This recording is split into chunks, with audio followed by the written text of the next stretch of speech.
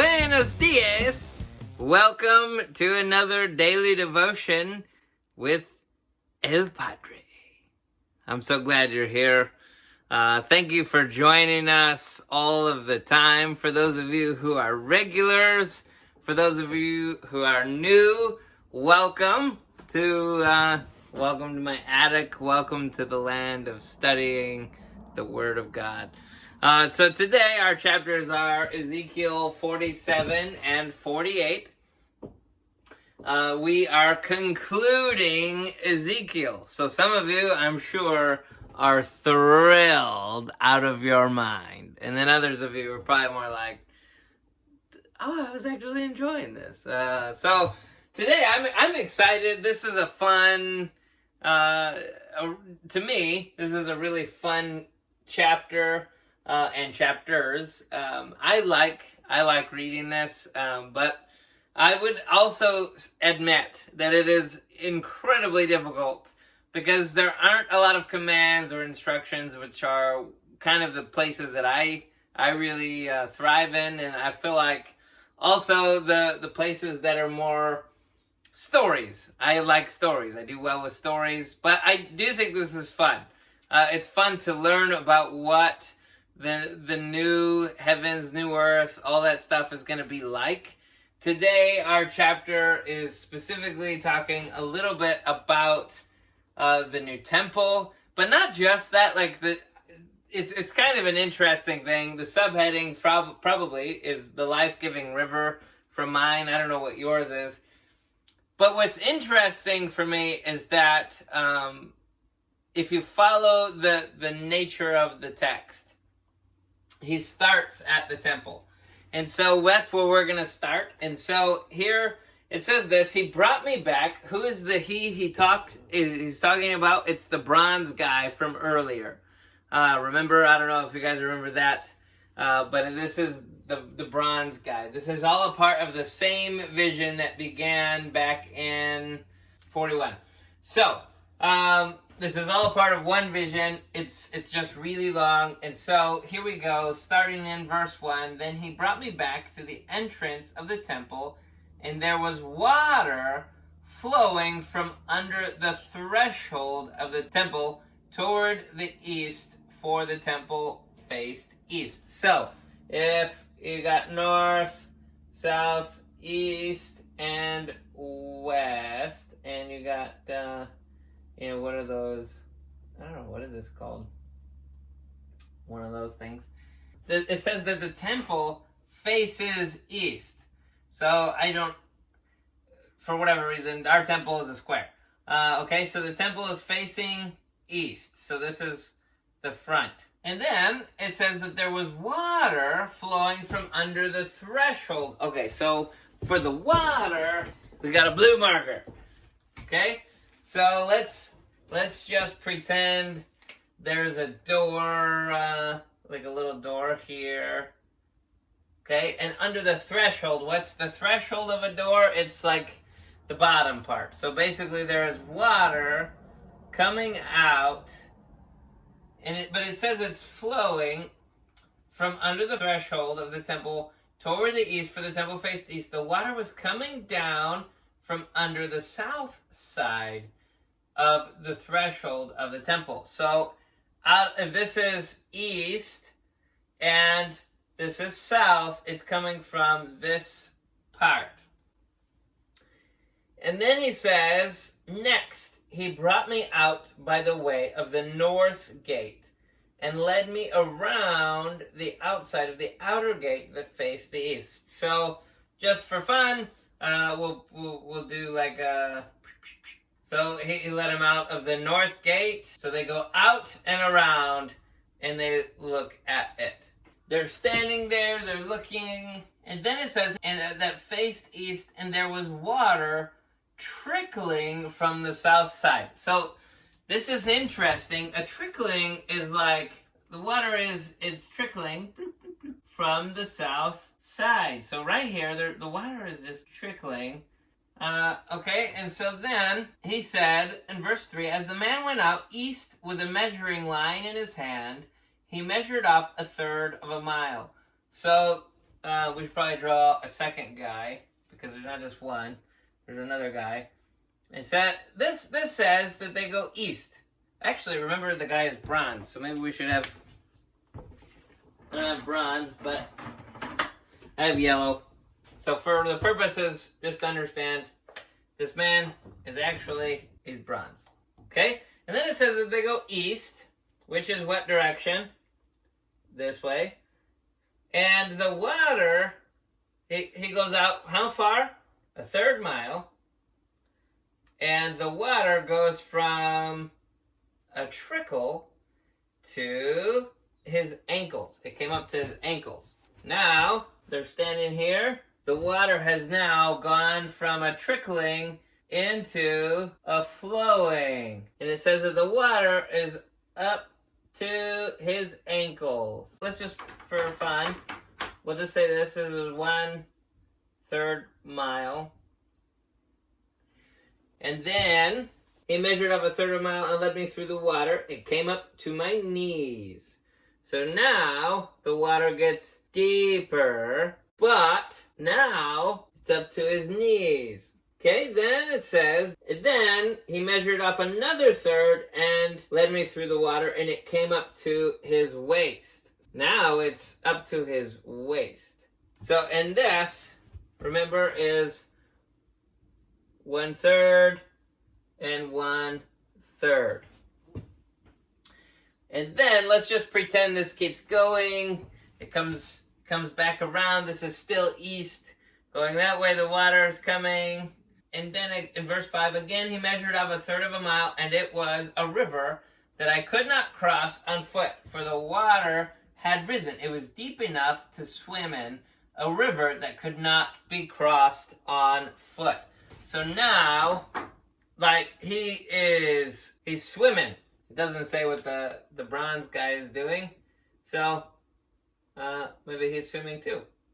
Okay, and then let's keep going, because this is super important. And he asked me, do you see this, son of man? Then he led me back to the bank of the river. So now, in our chronological storyline, right? Okay, he went in, this is thing. Okay, now he goes to the bank of the river. So the river, let's say it goes like that, and they're standing on the bank, which is basically just the side of the river. When I returned, I saw a very large number of trees along both sides of the riverbank. Now, why is he showing them? The first time he doesn't notice any trees, but now the next time there's trees. Why? Probably because God wanted him to only focus on the river the first time, and then the second time he wanted them to notice the trees. And showing the depth, now he wants them to see what comes from the river. And so I'm going to draw a bunch of trees. And then the water flows out to the eastern region and goes down to the Arabah. And when it enters the sea of foul water, the water of the sea becomes fresh. So just for purposes now, I'll cut off that a little bit, and we'll pretend this is the sea now. This is a huge, huge body of water.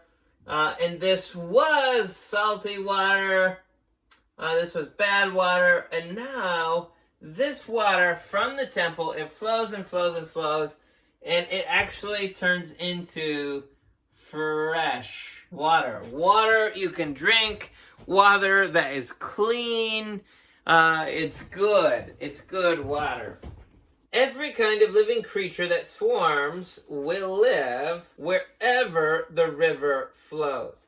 Now, this is what's kind of interesting, is if you look at the little side note there where it says river flows, it actually has some manuscripts read 2 river flows. So, maybe there's 1, or possibly maybe there's 2. Flowing in the same direction, doing the same thing, going to the same place. Okay? And we see here that there's life growing wherever it is. And so I don't know what represents life better than the color green, but we already used that. Do I have a different color green, maybe? So let's have some swarming. So, I don't know, here's some swarming, here's some swarming, all kinds of different things. It doesn't say what they are, so I'll put just little stuff here all over. So there's life everywhere, and it is all coming from the water that flows from the southeast corner under the threshold of the temple door. Since water will become fresh, there will be life everywhere the river goes. Fishermen will stand beside it from the En-Gedi to Englium, and these will become places where nets are spread out to dry, and their fish will consist of many different kinds, like the fish of the Mediterranean Sea. So we need a little fisherman. He's standing there. He's got nets everywhere. There's fish everywhere. And so he's got them on the side. And so then it says, yet its swamps and marshes will not be healed. They will be left for salt. This is what's super interesting, is that God doesn't turn all of the water sources into just fresh water. He actually leaves salt water, marshes. He leaves these places so that there is still a source of salt. All kinds of trees providing food will grow along the banks of river, and their leaves will not wither, and their fruit will not fail. So we got these here just for fun. Let's decorate some little fruits. We keep going, and this says that the fruit will not fail. Each month they will bear fresh fruit because the water comes from the sanctuary. Their fruit will be used for food and their leaves for medicine. So the fruit is for food and the leaves for medicine. I didn't want to take up all your time. I think this is really interesting. But the focus here is on this, that the life comes from the sanctuary. Some people might say it's the water, but the reality is it comes from the sanctuary. In the sanctuary, in the temple, what is what? It's the presence of God. And so the presence of God is actually what brings life to absolutely everything. And that every month your trees are going to have fresh fruit. Every month they're going to have new leaves. They're not just going to die, fall out of the tree, but they're going to be used for medicine. And what is interesting to me, especially because as a lover of the New Testament, you see that Jesus heals. I think it's interesting that he's going to need, maybe not need is a good word, he'll have leaves that are used for medicine. I think that's just really interesting.